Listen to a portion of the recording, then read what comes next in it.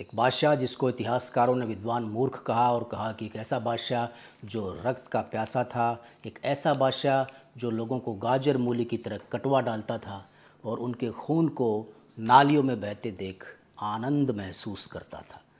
ये कहा है उसी समय में हुए एक इतिहासकार जियाउद्दीन बर्नी ने। बर्नी कहता है कि उस समय की इसी प्रकार की घटनाओं का संग्रह करके लिखूं तो 2 मोटी मोटी किताबें लिखनी पड़ेंगी मुझे। एक दूसरा इतिहासकार जिसका नाम था इब्न बतूता, जो अफ्रीका का निवासी था, उस समय भारत आया हुआ था, इसी बादशाह के बारे में लिखता है कि इस बादशाह को खून बहाने में मज़ा आता था और दूसरी तरफ ये बड़ा दयालु था।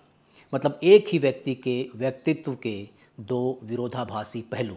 ऐसे ऐसे निर्णय सुल्तान ने अचानक लिए जिनको पागलपन के अलावा कुछ नहीं कहा जा सकता। दोस्तों, कौन था ये दिल्ली का शासक जो था तो विद्वान, लेकिन जिसे कहा जाता था पागल सुल्तान।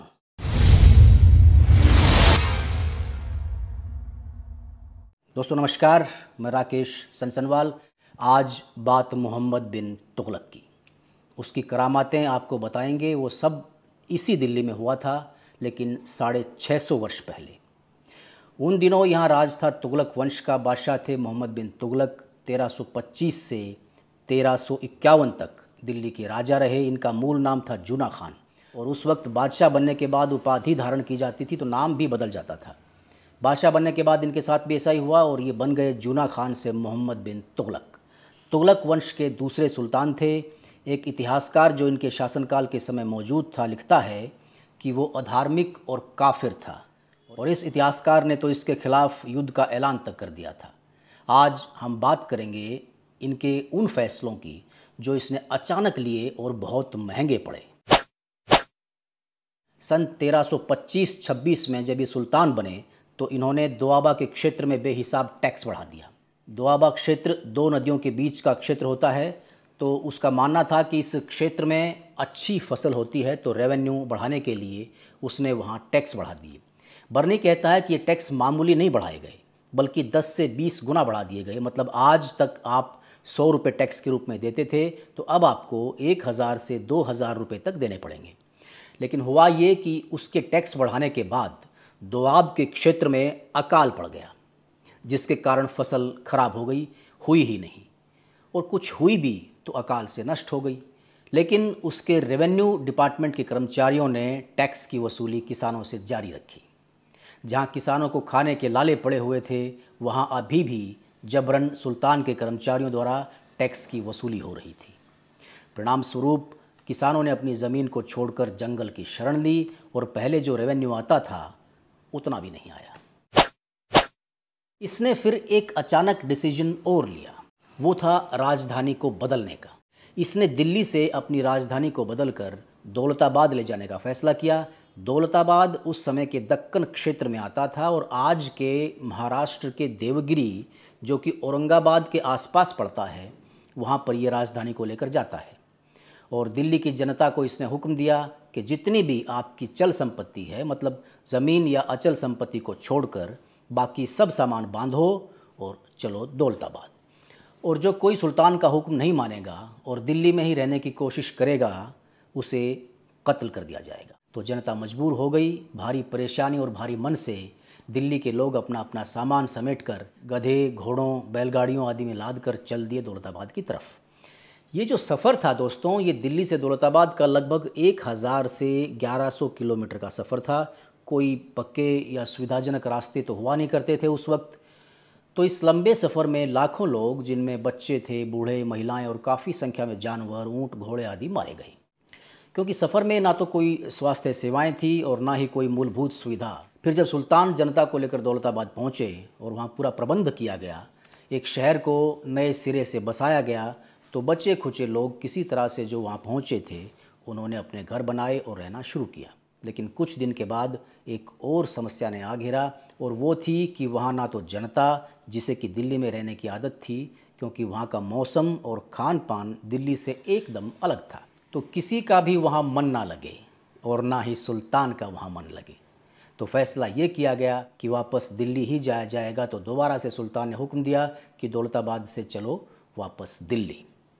तो जनता फिर सामान लाद कर दिल्ली की तरफ रवाना हुई और दिल्ली तक पहुंचते पहुंचते फिर इसी प्रकार लाखों लोग और जानवर मारे गए और इस पूरी प्रक्रिया में काफ़ी बड़ी मात्रा में राजकोषीय खजाना बर्बाद हो गया। सुल्तान की अपनी साख भी उसके इस फैसले से गिरी और जनता को तो एक भयंकर परेशानी का सामना करना पड़ा ही। अब सुल्तान ने ये जो फैसला लिया उसकी वजह ये थी कि दिल्ली में बैठकर दक्कन के क्षेत्र पर एक कड़ा नियंत्रण नहीं रखा जा सकता, तो ऐसी जगह पर राजधानी बनाई जाए जहां से उत्तर भारत और दक्कन प्रदेश पर समान रूप से नियंत्रण रखा जा सके। लेकिन उसका इम्प्लीमेंटेशन गलत तरीके से किया गया, तो ये फैसला भी गलत साबित हुआ। अब क्योंकि इन फैसलों से जो अब तक सुल्तान ने लिए थे, राजकोष को एक भयंकर घाटा हो चुका था और अब तक जो मुद्रा अभी तक चलन में थी वो सोने चांदी की मुद्रा होती थी, जिसकी अब कमी हो चुकी थी क्योंकि सोना चांदी मुद्रा बनाने के लिए कम मात्रा में बचा था। तो सुल्तान ने यहाँ एक और फैसला लिया कि सोने चांदी के सिक्कों की बजाय तांबे के सिक्के बनाने का हुक्म दिया। हालांकि कुछ इतिहासकार कहते हैं कि कांसे के सिक्के चलाए गए थे और कुछ कहते हैं कि चमड़े के सिक्के चलाए गए थे, लेकिन बर्नी जो उस वक्त मौजूद था कहता है कि तांबे के सिक्के चलाए गए। इसको प्रतीक मुद्रा कहते हैं, जो कि आज के समय में हम देखते हैं कि प्रतीक मुद्रा का चलन है। जो कागज़ और दूसरी धातु का प्रयोग करके हम मुद्रा का उपयोग अभी कर रहे हैं, वो बादशाह ने उस समय सोचा था। जो विचार तो सही था, लेकिन फिर से उसका सही इम्प्लीमेंटेशन नहीं हुआ।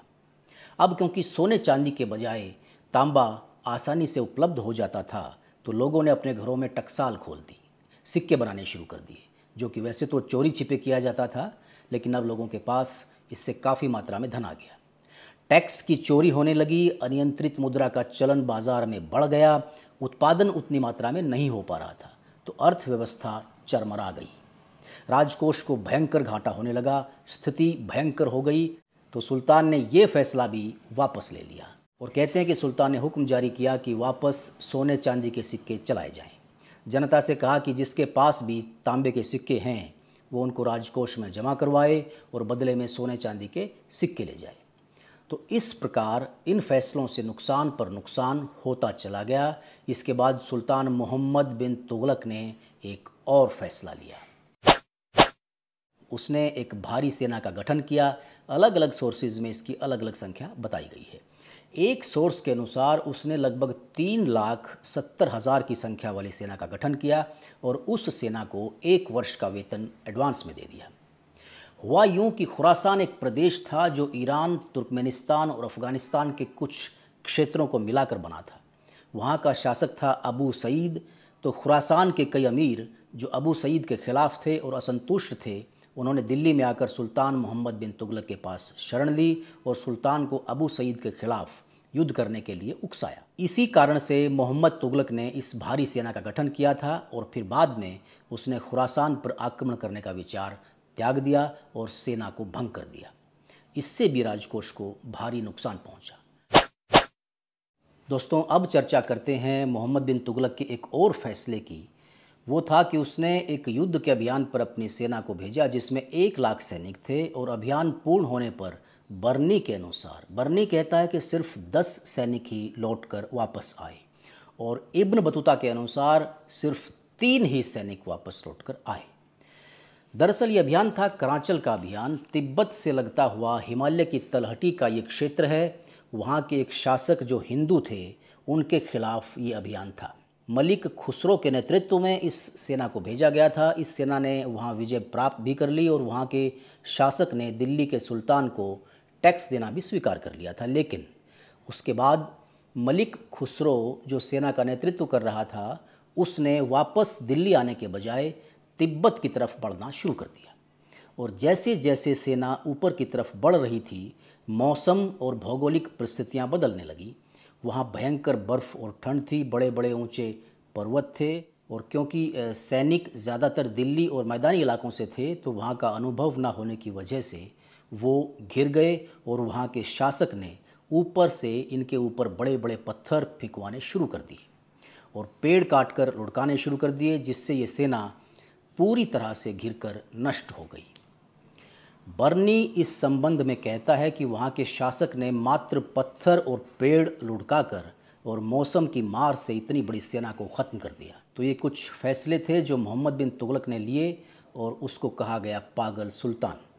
उसने और भी कई ऐसे काम किए थे दोस्तों, जिनका जिक्र अगर इस वीडियो में करेंगे तो वीडियो बहुत लंबी हो जाएगी, तो किसी दिन और दूसरी वीडियो बनाकर उनका भी जिक्र करेंगे। दोस्तों, मोहम्मद बिन तुगलक एक पढ़ा लिखा विद्वान सुल्तान था। उसने योजनाएं भी राज्य की और जनता की भलाई के लिए बनाई, लेकिन उनके क्रियान्वयन के तरीके में कमी रह जाती थी।